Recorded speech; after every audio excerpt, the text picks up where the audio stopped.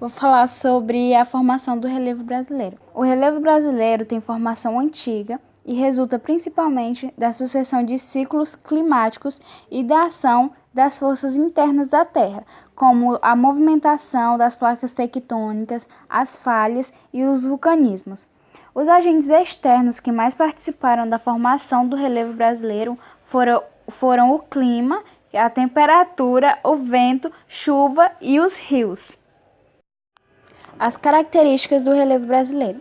O relevo brasileiro ele caracteriza-se pelo predomínio de áreas de médias e baixas altitudes, já que no Brasil não houve a formação de dobramentos modernos e os escudos cristalinos mais elevados foram desgastados pelos agentes modeladores do relevo. O relevo do Brasil tem formação muito antiga e resulta principalmente de atividades internas do planeta Terra e de vários ciclos climáticos. A erosão, por exemplo, foi provocada pela mudança constante de climas úmido, quente, semiárido e árido. Outros fenômenos da natureza, ventos e chuvas também contribuíram no processo de erosão. O território brasileiro ele apresenta diferentes formas de relevo. Os principais são planaltos, planícies, depressões e montanhas. Planalto.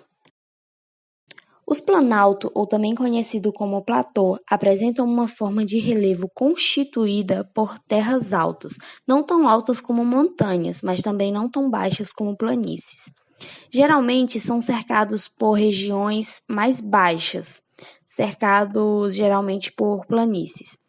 São formas de relevo formados pelas erosões da água e do vento, formando assim morros, serras, escarpas e chapadas, variando as altitudes. Os planaltos ocupam a maior parte do território brasileiro. Ele dispõe de mais ou menos 5 milhões de quilômetros quadrados em todo o Brasil. Os planaltos podem ser divididos em 3 partes. Os sedimentares, formados por rochas sedimentares, os cristalinos, formados por rochas cristalinas, obviamente, e o basáltico, formados por rochas vulcânicas. No Brasil, temos o Planalto das Guianas, Planalto Brasileiro, Planalto Central, Planalto Nordestino, entre outros. Planície é uma categoria de relevo que é recente e que se localiza em regiões de baixas altitudes. Geralmente, elas são encontradas próximas ao litoral. Suas superfícies são poucas acidentadas, possuem poucas deformações, pouco alterações na topografia e normalmente são planas. Ela se forma pelo acúmulo de sedimentos provenientes das chuvas, ventos, lixiviação. Em geral, existem 3 tipos de planícies: as planícies aluviais ou fluviais, as planícies lacustres e as planícies costeiras. As planícies fluviais são formadas pelos depósitos de sedimentos transportados pelos rios. A planície lacustre. Esse tipo de planície é formada quando há um acúmulo de sedimento de lagos que foram grandes no passado, e planícies costeiras. As planícies costeiras são formadas pelo transporte de sedimentos em meio de águas marinhas, que são próximas ao litoral. Muitas delas são conhecidas. Uma planície bem conhecida é a planície que fica na tela inicial do Windows XP. Depressões demográficas. As depressões demográficas representam uma das formas de relevo ao lado dos planaltos, das planícies e das montanhas. Elas são mais planas e mais regulares que os planaltos, as quais possuem as altitudes mais baixas de todo o nosso planeta, variando entre 100 e 500 metros. Elas apresentam grandes acúmulos de sedimentos, podendo ser formadas por rochas sedimentares e cristalinas. Nós temos as depressões absolutas e as depressões relativas. As depressões absolutas elas estão localizadas abaixo do nível do mar, e as depressões relativas estão localizadas acima do nível do mar. Características das depressões são as áreas rebaixadas formadas pelos processos de erosão e intemperismo. Exemplos de depressão são as bacias sedimentares e as crateras dos vulcões, onde suas altitudes são mais baixas que em seu entorno. Também existem depressões no Brasil. Existem várias, porém 2 delas são as principais. nas quais são conhecidas como Depressões Norte e Sul Amazônica. Depressão Norte Amazônica está localizada no norte da Amazônia, com altitudes que variam entre 200 e 300 metros, contendo rochas cristalinas e sedimentares antigas.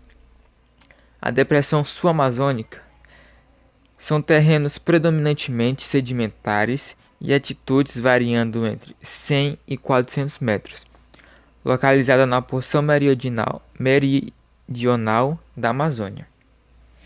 Também temos a Depressão do Tocantins, que acompanha todo o trajeto do nosso rio Tocantins, e suas altitudes declinam de norte para o sul, variando entre 200 e 500 metros. As montanhas são um tipo de relevo que se caracteriza pela altitude elevada em relação ao seu meio, ou seja, é a parte da superfície que apresenta as maiores altitudes e as mais intensas inclinações.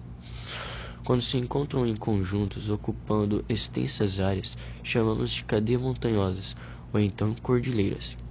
As montanhas podem ser geradas de 4 formas. Elas podem ser formadas pela constituição de dobramentos terrestres resultantes do tectonismo, que são chamadas de dobradas, ou então de montanhas de dobramento, que são as mais comuns. Também tem aquelas que são formadas pelas ações e composição dos vulcões, chamadas de montanhas vulcânicas. Tem aquelas que são formadas a partir de erosão de suas áreas e entorno durante um lento processo, que pode levar milhões de anos, de desgaste na superfície. Essas são chamadas de erodidas, ou montanhas de erosão. E por último tem aquelas que surgem a partir de falhamento nos blocos rochosos, onde acontece uma ruptura entre 2 blocos terrestres, ficando soerguidos um sobre o outro. Esses recebem o nome de falhadas, ou montanhas de falhamento. As 4 montanhas mais altas do Brasil são Pico da Neblina, 1993 metros, Serra do Imiri, no Amazonas; Pico 31 de Março, 1973 metros, Serra do Imiri, também no Amazonas; Pico da Bandeira, 2.892 metros, Serra do Caparaó, em Minas Gerais; e o Pico do Calçado, 1.849 metros, Serra do Caparaó, em Minas Gerais também.